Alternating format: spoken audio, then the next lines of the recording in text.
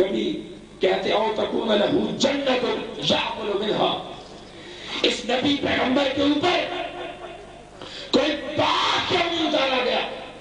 آسمان سے کوئی باغ ان کے ساتھ اتارا جاتا جس کے پھل توڑ کر یہ خود بھی کھاتے ہمیں بھی کھلاتے، یہ بولی بولتے۔ کبھی کہتے لولا نزل علیہ القرآن جملۃ واحدہ، ان پر قرآن تھوڑا تھوڑا کر کے کبھی مکے میں کبھی مدینہ میں کبھی سفر میں کبھی حضر میں تھوڑا تھوڑا کر کے کیوں اترتا ہے؟ یک بارگی کیوں نہیں اتارا ہے؟ اعتراض در اعتراض، حجت در حجت۔ کبھی کہتے لن نؤمن لک حتی تفجر علینا من الارض ینبوعا، اے نبی کی ذات ہم ہرگز ہرگز تیرے اوپر ایمان نہیں لائیں گے جب تک تو زمین سے ہمارے لیے چشمہ جاری نہیں کر دیتا۔ کبھی کہتے او تکون لک جنت من نخیل وعنب، ہم آپ پر اس وقت تک ایمان نہیں لائیں گے جب تک آپ کھجور اور انگور کے باغ ہمیں یہاں پر اگا کر نہیں دکھاتے۔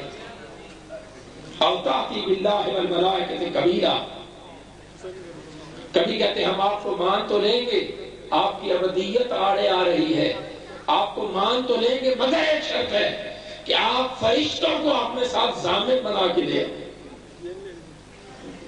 ایک کفار کی بولی ہے جن کی نگاہ فقط بشریت پر ہے، جن کی نگاہ فقط بشریت پر ہے۔ انبیاء علیہ السلام قیامت کا ڈر سناتے، حضور نے سنایا تو پھر اس پر حجت کرتے، کہتے ایان مساحا، وہ قیامت کدھر سے آ رہی ہے؟ متى هذا الوعد، متى هذا الوعد، اس کا وعدہ کدھر گیا؟ وہ کب پورا ہوگا؟ ایان مساحا وہ کدھر سے آ رہی ہے؟ ما یابسہ، اس قیامت کو آنے سے کس نے روک رکھا ہے؟ آتی کیوں نہیں؟ آپ کہتے ہیں قیامت آئے گی، سب کچھ ختم ہو جائے گا، ملجا میٹ ہو جائے گا، کون سی چیز ہے جو رکاوٹ بن رہی ہے؟ یہ اس طرح کی بات کرتے ہیں۔ کبھی کہتے فاسقط علینا کسفا من السماء، ہمارے اوپر آسمان کا کوئی بادل توڑ کے گرا۔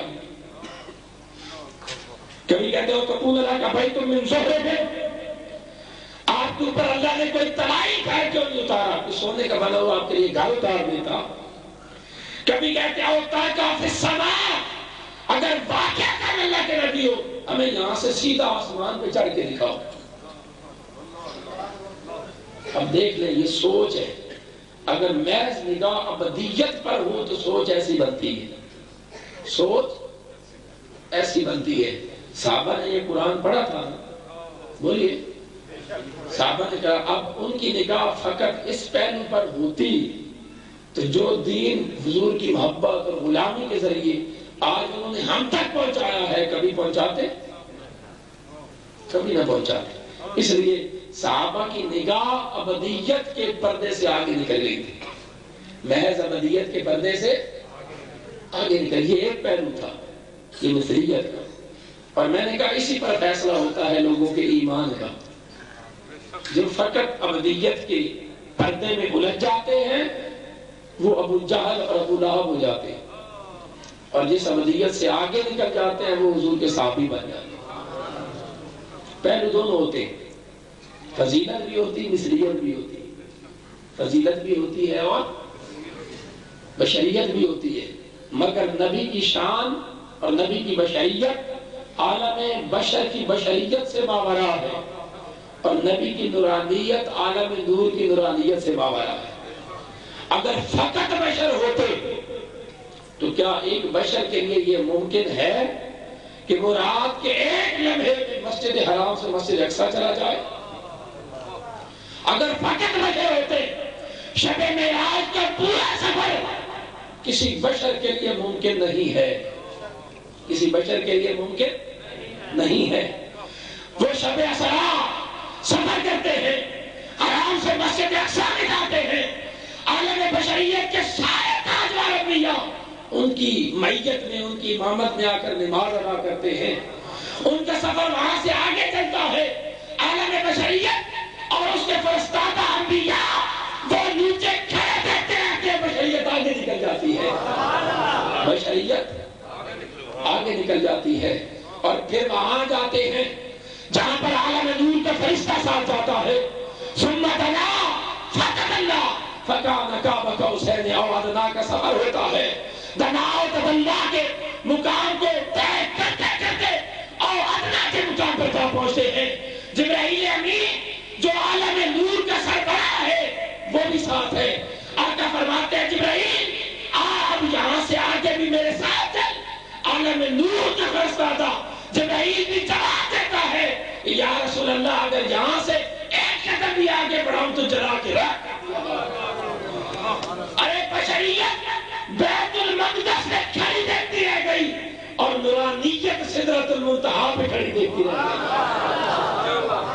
گئی۔ محض بشر ہوتے تو بیت المقدس سے آگے نہ جا سکتے، اور محض نور ہوتے تو سدرۃ المنتہا سے آگے نہ جا سکتے۔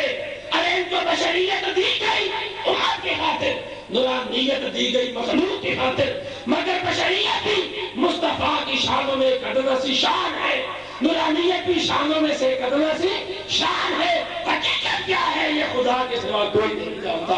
یہ تو ہم فردوں میں الجھ گئے، کسی نے کہا بشر ہے، کسی نے کہا نور ہے۔ اللہ پاک نے دیکھا، اس نے کہا بشرو تم بشر سمجھتے رہو، نورانیوں نے کہا نور ہے، رب نے کہا تم نور سمجھتے رہو، حقیقت میں ہے کیا خدا کی قسم کوئی نہیں جانتا۔ حضور حقیقت میں کیا ہے اس کو کوئی بھی، یا ابا بکر حضور نے فرمایا لم یعرفنی حقیقتا سوا ربی، ابو بکر میری حقیقت کو سوائے میرے رب کے کوئی نہیں جانتا، میری حقیقت کو سوائے میرے رب کے۔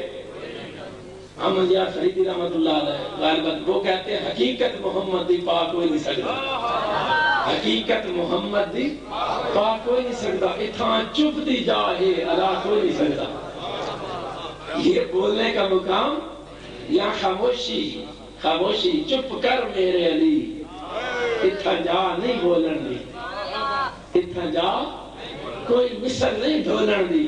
کیا بتائیں بشریت کی بات، کیا بتائیں نورانیت کی بات۔ یہاں تو بشریت کا یہ عالم ہے کہ جس راہ سے گزرتے ہیں وہاں خوشبوئیں ہمیں لگ جاتی ہیں۔ یہاں پر بشریت کا یہ عالم ہے کہ سورج میں نکلتے ہیں تو سایہ نہیں ہوتا۔ یہاں پر بشریت کا یہ عالم ہے کہ بول اور بسار سے خوشبو آتی ہے۔ یہاں پر بشریت کا یہ عالم ہے کہ جو اس نبی کا خون پی لے اس پر جنت واجب ہو جاتی ہے۔ یہاں پر بشریت کا یہ عالم ہے کہ ان کے پسینے صحابہ وہ لے کے اپنی بیٹیوں کی خوشبو شادیوں میں خوشبو کے طور پر استعمال کرتے۔ ان کی بشریت کا یہ عالم ہے کہ کوڑے کڑے کنویں میں اگر ایک لعاب پھینک دے تو وہ میٹھا ہو جاتا ہے۔ ان کی بشریت کا یہ عالم ہے کہ ایک قطرے پانی میں ہاتھ ڈال دے 1500 صحابہ پی لیتے ہیں۔ ان کی بشریت کا یہ عالم ہے 9 کھجوروں میں ہاتھ ڈالے وہ 1500 من بن جاتی ہے۔ ان کی بشریت کی کیا بات کرنی، اور ان کی نورانیت کا یہ عالم کہ جب یہ نبی سدرۃ المنتہا کی بات جاتا ہے، اللہ کی طرف سفر کرتا ہے تو سارے فرشتے شجر طوبہ کے پتے پتے پر بیٹھ کر اس نبی کا انتظار کرتے ہیں، اس کے دیدار کی خاطر بیٹھتے ہیں۔ ان کی نورانیت ایسی کہ سارا عالم نور ان کے استقبال کرتا ہے، اور ان کی بشریت ایسی کہ عالم بشر اس پہ ناز کرتا ہے۔ مگر ان کی حقیقت کیا ہے؟ حقیقت اللہ نے نہ ملائکہ کو دکھائی نہ انسانوں کو دکھائی، حقیقت اپنے پاس رکھی، حقیقت اپنے پاس رکھی۔